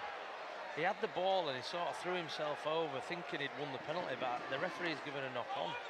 Jordan Lilly got into his face and he with open arm pushed him away. Definitely given it a knock on as referee Matty Lynn. Michael Lawrence is about to come back into the action for Bradford as Brian Noble rings the changes to try and get the Bulls in charge in this game. He's not taking Doro off though, is he? No, he's still out there. Man's, to be honest, he's not the figure he was in the first 10 minutes, Jimmy. No, that's what I'm thinking about. Is, you know, impact-wise, he was outstanding, and he's out there working, and that impact slightly taken away. He'll get a second wind without doubt. He hasn't given a penalty. No, turnover, last tackle. I'm sure he indicated a penalty to start with, but there you go. Connor Carr, on loan from Huddersfield. He'll have easier games in a Bradford shirt. Kieran Gill, former Castleford player, played at Newcastle, of course. Played on loan at Oxford, I seem to remember as well. Fenton Rogers, his first carry, eases his way past Jesse D, who was looking for him. Better tell you the score, 14-8. That's a good kick from Jordan Lilly, raking down the touchline, but Ben Jones-Bishop is equal to it. Got his 21st try of the season in the first half. 14 points to 8, 28 minutes to go.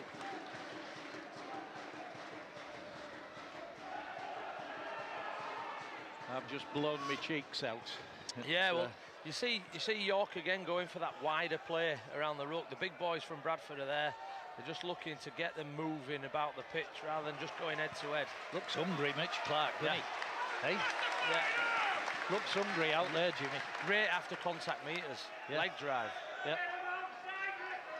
Yep. There's Ingano. Ingano offered the ball. Goes to Holyfield. Holyfield's got a bit of space. Wacker Blake gets him this time. 27 out.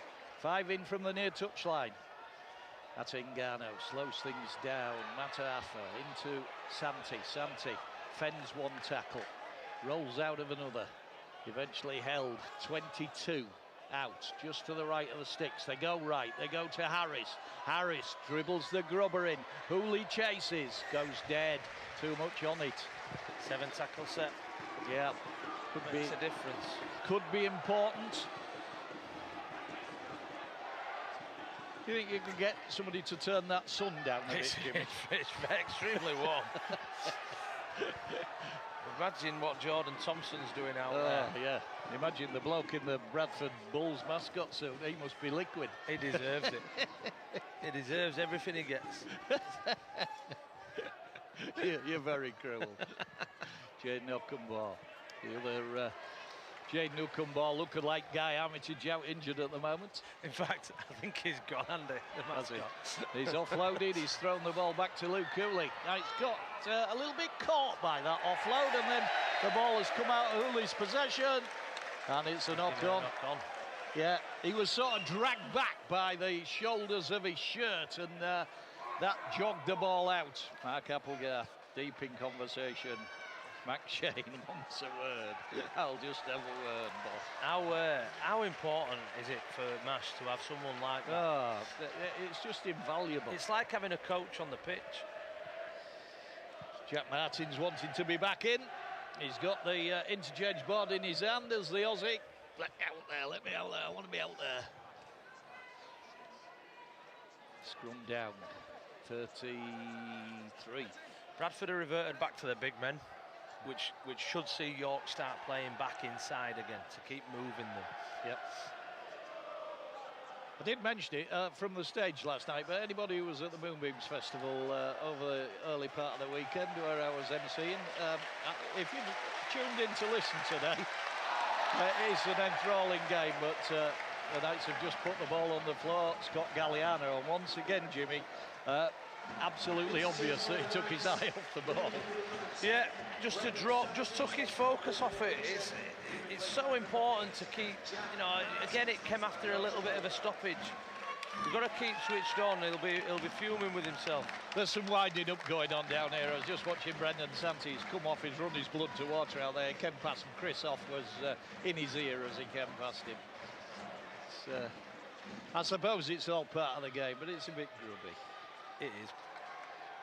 Oh, Chris Off, or just part of the game. I don't know, just having a word with someone as they come off. Yeah, no generally, need. yeah, just trying to, you know, the wind up.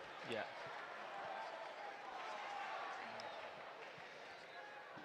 There's Michael Lawrence.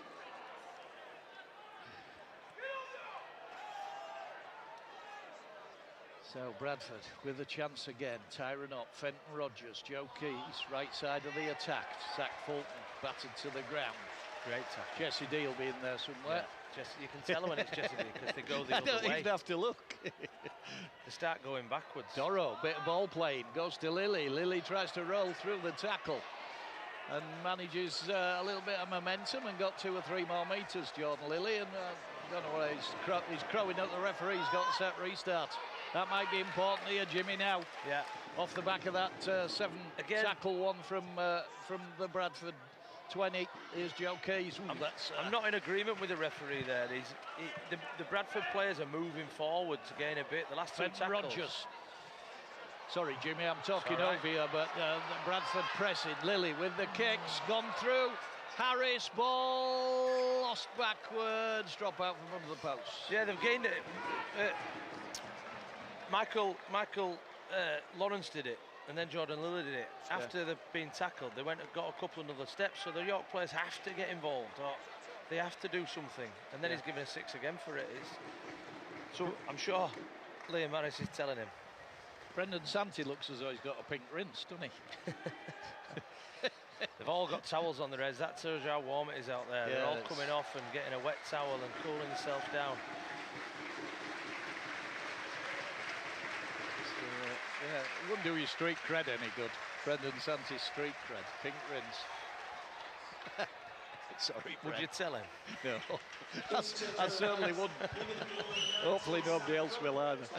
Here comes Fenton Rogers, big leggy stride up to the Knights defensive line, which didn't do him too much good because Jack Martin and Mitch Clark greeted him.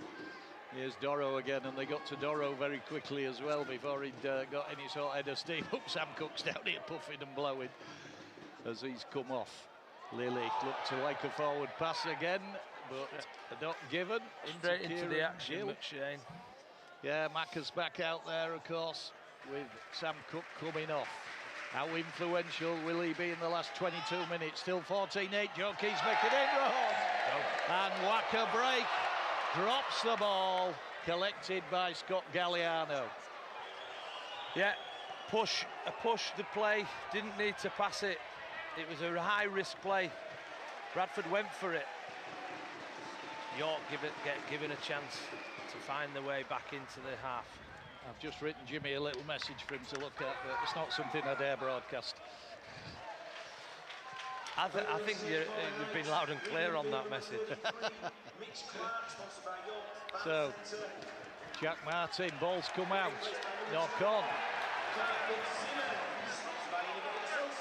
And again, Jack Martin not happy. 2 Bradford players in at the tackle. Ball came rolling out of his possession right on halfway. Chris Storman. Have you ever seen a knock-on travel 2 metres forward? Size. If you knock it on, it drops out half a metre at most. Chris Storman just sighs and gives his head coach a wry look. Mitch Clark's now come off again after a big effort from Mitch Clark. Yeah, good stint. Yeah, it was. So, let's reconvene. 21 minutes to go, 14-8 to the York Knights. Here at the LNER, the cloud cover's back over, thankfully, for me and Jimmy. And Kieran Gill plunges forward on the left side of the Bradford attack, brought down 39 out. Connor Carrin off his wing, on loan from Huddersfield Giants. Tyron Ott watches and waits. Tyron Ott. North Sydney Bears was another of Tyron Ott's sides out in the junior leagues out in Oz. Jordan Lilly, who's proving more and more of a nuisance for this Knights defence, and he suddenly finds a bit of space for Aribi Doro. I think Tyron Ott has an impact as well because he's a run threat. Yeah, they didn't have when Hallis was on as much. He's created a bit of something. Yeah, 1 or 2 Knights players that just need to ease themselves back into this game a little bit. There's Bradford promote the ball to Wacker Blake. Wacker Blake to O'Cumbor, and Scott Galliano gets him tight to the touchline on the last. Tried to cut back inside and rather lost his foot in the former Hull winger, and then Joe Keys tries to create, goes to Waka Blake back inside, through the ball to Ata Hingano. It's Hingano against Fulton, and Fulton gets him. Waka Blake through that pass, almost undid his own side. Liam Harris wants 10 minutes for one of the Bradford players in the bin for a professional foul. But the Knights are just going to get the penalty, Jimmy. Yeah, Ata Hingano again. Right place, right time. Put himself in a position. The play from Bradford, they're looking for something. Rather than having the patience of just getting to the end of the set, they're playing to the right, they look back. Waka Blake just throws the ball back to his half, and Hingano was there to just collect. Chance for the Knights. Chance for the Knights with 20 minutes to go. In this championship, second against third for the right to go top above Toulouse. Bradford's points difference is absolutely identical to Toulouse's. The Knights way better. McShane, after a good impact by Connor Fitzsimmons, they slow things down on the right. Kieran Buchanan wrestles Bradford players off as he enters the 10. 10 in from the far touchline. Slow play the ball. Harris along the line. Ooh, flat pass into Jack Martin, and the ball's gone. The ball's gone. Yeah, he was a bit sloppy from Liam Harris. Yeah, it's the first one. Yeah, the skipper.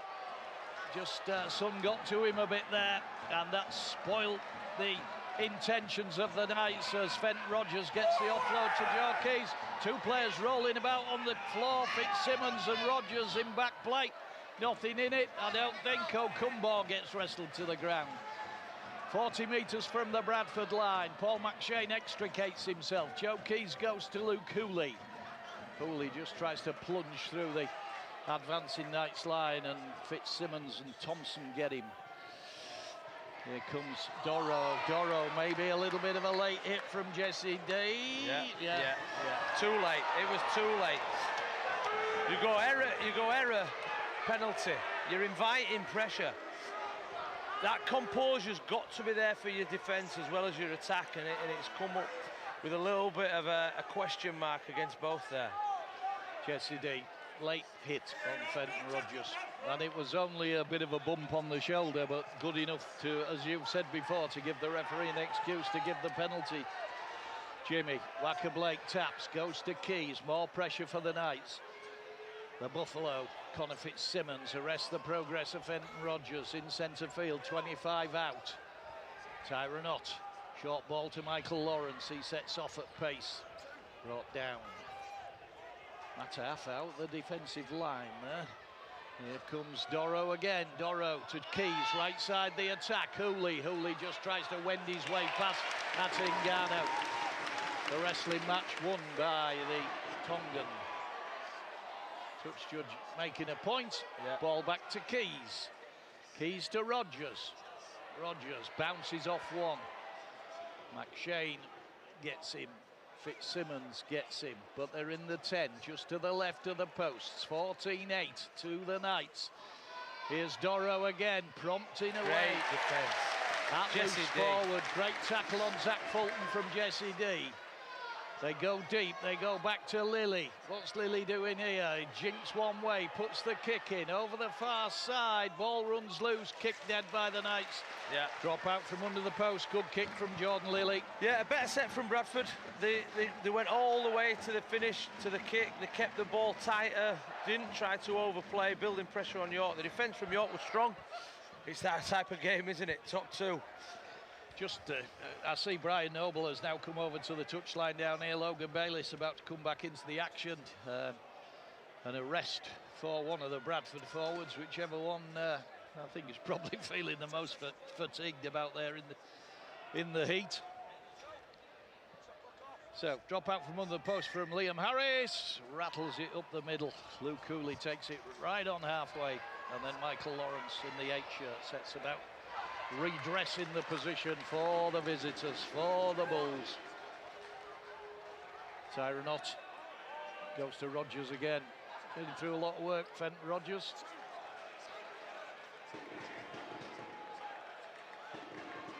Tyronot again, Dorrow into Thompson and Fitzsimmons. Somebody round his ankles. Connor Bailey. Knights with more defending to do. They've done a lot of defending in this half. Jimmy Elston, big chance there. Yeah, lost the ball. And he's lost the ball. It was a short ball from Jordan Lilly. And once more, there's a lot of verbals going off between the two sets of players. Yeah. And some push and shove. And I suspect it was one of those congratulatory pats on the back that was taken by one of the Bradford players that he reacted to, given the mistake, Jimmy. Yeah, Lily's pushing it right at the line. It's a 50-50 play in a tight game. He goes for it, he gives the ball.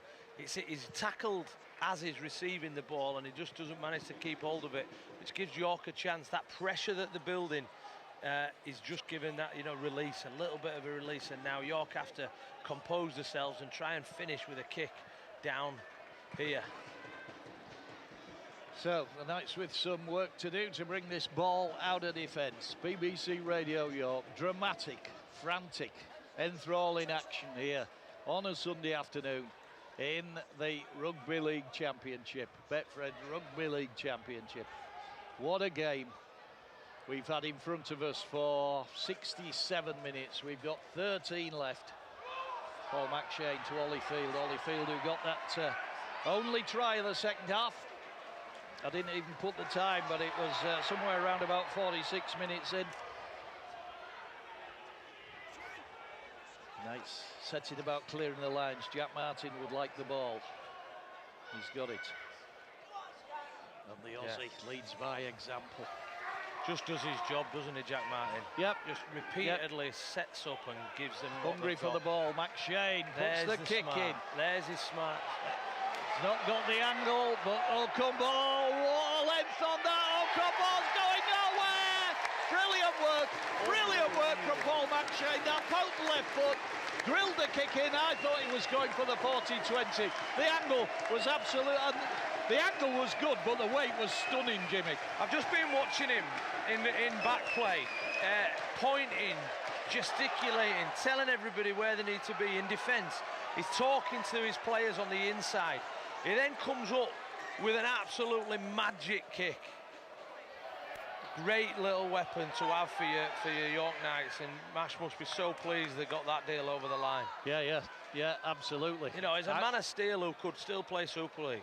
I was actually with Clint Goodchild on the evening that Clint got a phone call, confirmation that Paul McShane had signed. So the Knights, off the back of that drop out from under the sticks, forced by the kick of Paul McShane and a good chase. And they threaten the Bradford line. Ball out wide, Ben Jones-Bishop's in touch.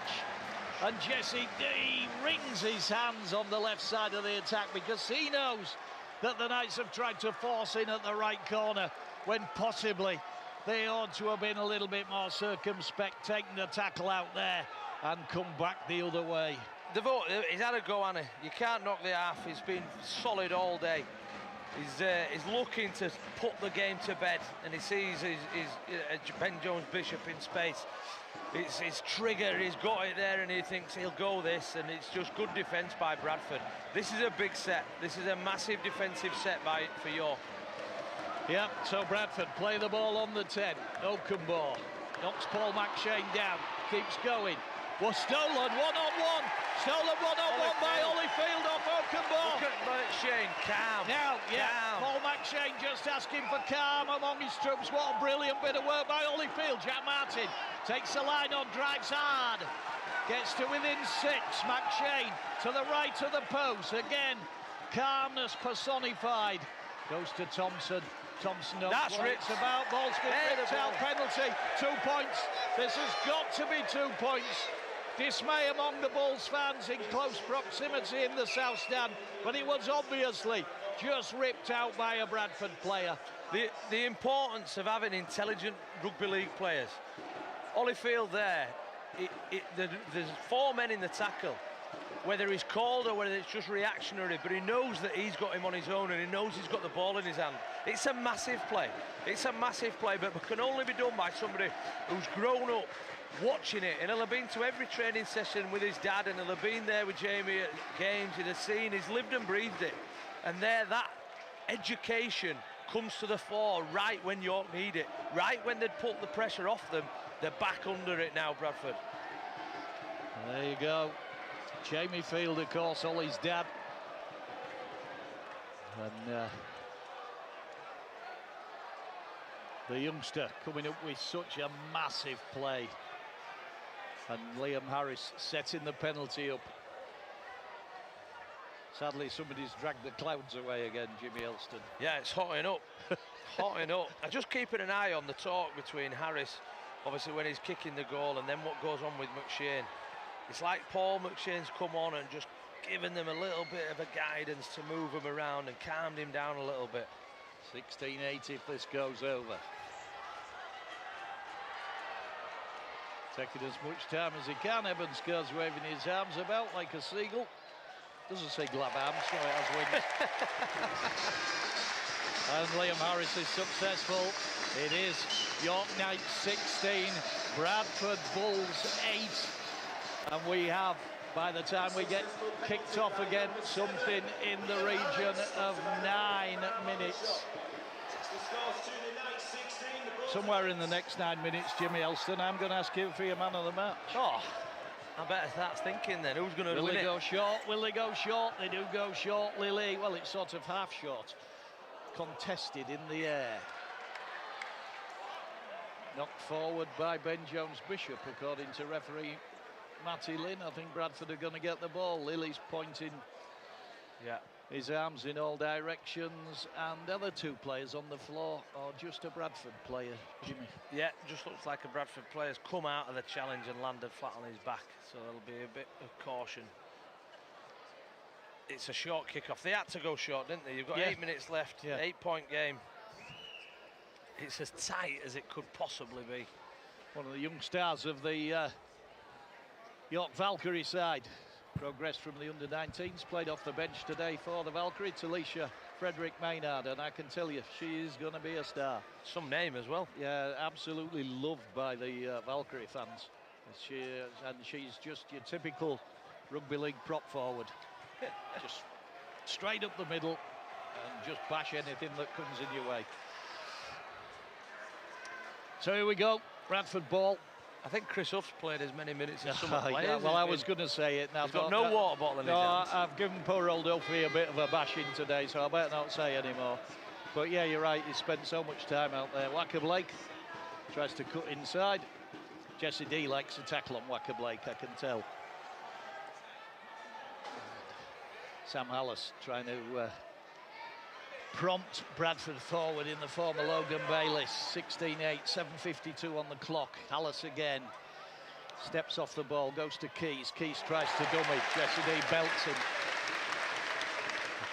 And a big round of applause from the Knights fans. Hallis to Logan Bayliss. Brown tries the front door again. The Keys in there and the deadlock is on. And he's still trying to play the ball. Where's he playing that ball from? He must have gained 5 metres there, Jimmy Elston. Logan Bayliss Brown, by the time he'd finished ragging Knights players about. They've moved off the spot a lot. Him and Jack Martin right in one another's face. Look at them. They're just growling at one another. Hallis to Lily. Knights defence on the right side is tight. Is that signal for the last? Yeah. This could be Bradford's last chance to pull the game out of the fire. Lily goes across field and the ball goes out of play. And it's a 20-metre restart. Field and Wacker Blake contested the ball. Neither got anything on it. Field picks himself up. And everything's held up by referee Matty Lynn. But the Bradford Bulls now have 6 minutes 48 for 2 scores without possession of the ball, Jimmy, at the moment. And this, how important now is a solid set of 6 from the Knights? Massive. It's got to be controlled. It's got to finish with a kick. I'll tell you how hot it is, Jimmy Elston. I poured that coffee at half-time and it's still warm. It's probably got warmer. Here's Liam Harris. Harris to Thompson. He's had a massive game as Oh, Thompson. yeah. Every time Doro had the ball, he found him. Yep. He's made sure that nobody had a chance of missing a tackle on him because he came in. Jack If you want Martin. him first, he'd go in second. Took a big impact in the back there from Fenton Rogers to Jack Martin. He'll feel that one tomorrow. McShane to Hingano. Hingano to D. D just runs back into the centre of the field, takes the tackle. McShane, Martin again. 36 out. It's a set where On the they've last. not gone any wider than 10 metres either side of the centre spot. They've gone right up the middle to Bradford to finish with a kick. Harris steeples that at Hooley. Galliano gets him. Timed perfectly again. It wasn't Galliano, it's Tawamata, the fullback. Now it's quickly off the defensive line. Joe Keys doesn't like it. Keys again at the play the ball to Okunbor. Okunbor, Hingano and Field get him. That's two tackles of three, that, Jimmy. Three. Three, yeah. Logan Bailey Sprout trying to make a bit of ground, but they've 4 tackles and they've made 20 metres. Joe Keys trying to find a key to unlock the door, and suddenly Hooley goes through a gap, and the Bradford have got men in support. Joe Keys, can the Knights get him? He goes to Wacker Blake. Wacker Blake is brought to ground. One tackle in the bag here for Bradford. Can they do it? Fulton goes to Keys. Keys goes one way, comes back the other way, puts a little kick in. Ball goes dead, drop out from under the sticks, and the Hooley just, where did the defence go? Jesse D, I can only assume the referee give Jesse D the call that it was offside. It was like they froze in time and the gap opened up. It was like one of those TV adverts where the kid runs through and everybody falls on the ground and don't get a tackle in. But the desire and the want and the need of York to take the points. How many people got back? A great stop on Keys by Ben Jones-Bishop. Then Ollie Field got back and put pressure on Wacker Blake. Keys then has to just dink it in. None of the Bradford players were up there. Harris restarts. Logan Bailey Sprout comes back, meets Jack Martin. We have something in the region of 4-5 minutes to go. Sam Hallis orchestrating things on the 30, goes to Eben Skur, who's back out there. One last push from the Bradford Bulls, and Eben Skur gets some leg drive. Sam Hallis is there, they're going to go on the left side to Lilly. Lilly tries to batter through. His frame sort of undoing him, let's say. Here's Eben Skur, he might have more success, tries to reverse over and can't. The scoreboard's lost the timing. They try to scoot over, they've got to try. Bradford have got to try from the play the ball. And it's Sam Hallis, I'm pretty sure. Wait a minute, what's the referee doing here? Yeah. What's he doing? He's not just getting ready for the yes, kick. yeah, no, he has given the given try. it. I'm sure it was Sam Hallis that went over from the play the ball. Jordan Lilly has converted. And we're right in the melting pot again. It's 16 points to 14. Yeah, he used the pad, he used the post, right under the post. 2 minutes left. It's always a great place for a hooker to dive over near the post pad because they can't get to you. Really smart play, and he used it. There's 2 minutes to play. The timekeeper's in front of us. He's just indicated to the referee on the pitch. And there's 2 minutes 16 left. points to 14 to York Knights. Second playing third. Nothing separates them in the league. And You 2 points separate them with 2 minutes to go. You wouldn't go short, would you, Jimmy? I wouldn't. I'd go as long and as neat as I can and put it in the air and then get those boys up there. Bradford fans cheering now, booing because Liam Harris in conversation with referee Matty Lynn. Can Bradford possibly pull this game out of the fire in the last 2 minutes? They're going to receive the ball from Liam Harris's kick. 16 points to 14, second place third. The winners go top of the championship tonight. Harris with the restart kick up in the air, drops into Jaden Okunbor. Here comes Logan Bailey-Sprout. Nice. The one thing the Knights can't afford, Jimmy, is a penalty. No. Great work by the Knights, driving the Bradford player back onto his own 10. Here comes Evan Skerr. Shot. Missed tackle by Connor Bailey, but Skerr knocked to the ground just outside the 20. Difficult ball runner because of his shape and size. They go wide to Lilly. He's one player that might unlock things. Lilly directing operations. Bradford still in their own half. Lilly again, everything Looking through for him. Doro. Here's Doro. Doro tries to bump up to halfway. Timekeeper's in front of us. Hopefully we might get a signal when there's one left. We have. Thank you, Mark Ebblethwaite. 1 minute to go. Big shout, a forward pass, not upheld. Lilly keeps the ball alive, comes to Fulton. Fulton, D gets him, keeps it alive still. They go back to Lilly, fires the ball, it's off the turf. Eventually collected by Bradford. On the last tackle, what can they do? Lilly's gonna have to kick, what will he do? He just puts the kick up, and the chase. Talamatafa takedown in the air, surely takedown in the air. No, I think they've got a challenge for the ball. I don't think he's taken out. I think it's a fair challenge. They've gone to try and win the game rather than make the tackle. Good call, Jimmy. And Both players, you're right. But both players are 30 down. seconds, we get the shout. The referees stop the clock. York will do nothing now. Well, hopefully they'll hang on to the ball, Jimmy Elston. Expect not much play. Oh dear. My nerves are shot to bits. I don't know what you're like, Jimmy. Yeah, Bradford had to throw it, didn't they? They went east to west, west to east. What a match. To try and find a hole in the York defence. The only hole they found with the help of the post protector to sneak over, to keep it alive. This game has never ever settled. At no point has anybody been able to relax or think that they've got it. Yep.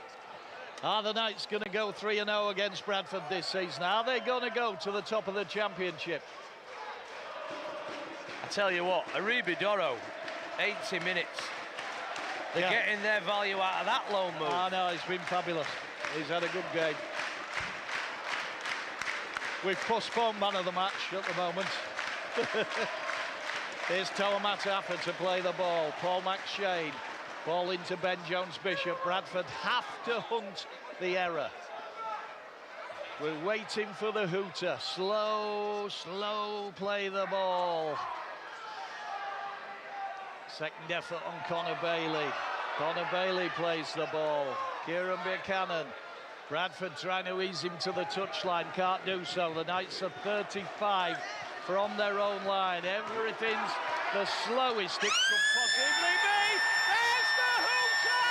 The Knights are at the top of the championship. They have beaten Bradford Bulls here at the LNER by 16 points to 14 in the most gripping, enthralling, dramatic encounter you could possibly imagine in the roasting pot that has been the LNER this afternoon. What a game, what a win. The Knights go 11 unbeaten. Jimmy Elston summed that up. Massive impact, that 10 games, to make it 11.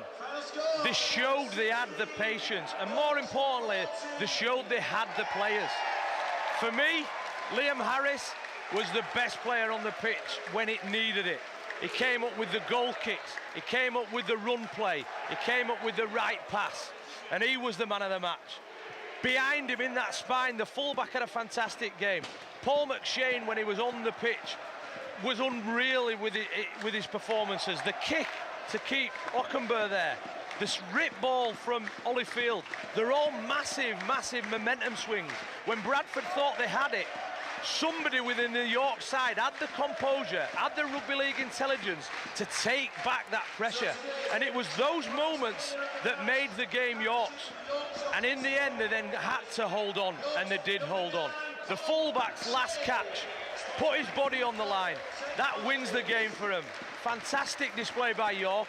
They send a real message out, but I tell you what, Bradford aren't that far behind. No, certainly not. I mean, you've got to give credit to Bradford Bulls, Brian Noble's side. They came today, they turned up, they put in the biggest effort they possibly could. But once again, against the York Knights this season, they've come up just short, and there was nothing in it again. But the Knights just doing enough, and how important was that try by Holyfield just after half-time, and then that penalty for the rip by Bradford on 70 minutes. And after Holyfield had regained the ball for the Knights, Liam Harris coolly slotted the penalty. It put them that 2-score margin clear.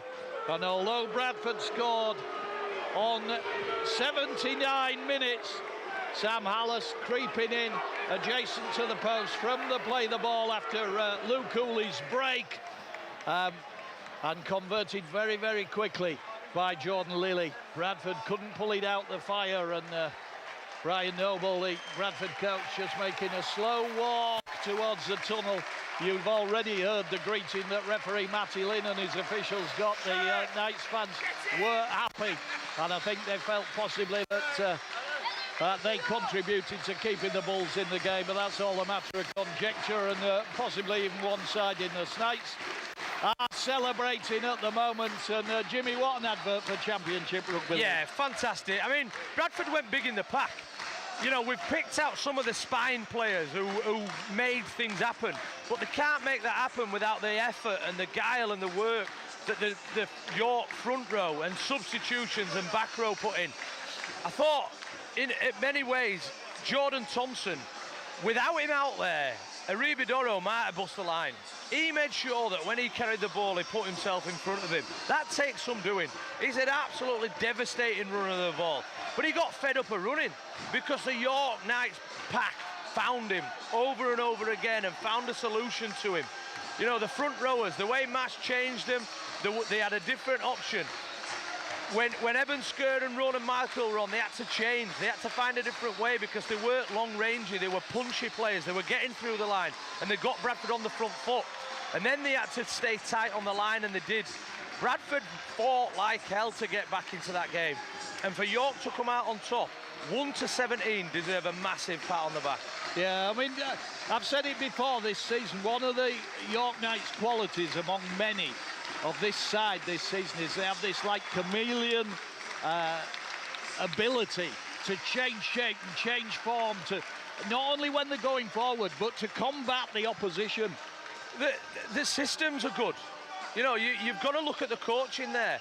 The defensive systems are strong, and they didn't come out of them. They trust them. There were a tackle that were on the Bradford wide right where Ockenberg was in space.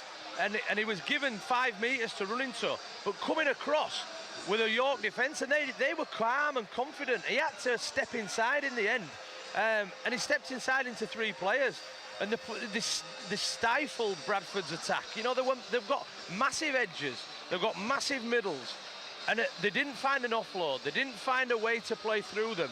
And you've got to look all the way through the leadership group and the spine, McShane, Harris, the fullback I thought was outstanding, Matafea. But then the coaching staff, what Chris is doing on attack and what Mash is doing with the defence, it's there for everybody to see. And you know, if they keep that momentum, there's nobody that they should fear within the competition. Yeah. Jimmy Elston, it's been fantastic having you back with me, mate. Absolutely brilliant today. I could listen to you all night long, and you know as well as I do, we could talk all night long. We certainly could. We're running almost out of time on the programme. We will have Mark Applegarth's comments after the game on his thoughts on what was a fantastic afternoon's rugby league. The York Knights have gone to the top of the table. They've won by 16 points to 14 here at the LNER. James Hogarth, we've run you out of time. I'm sorry, my friend, but it's back to you.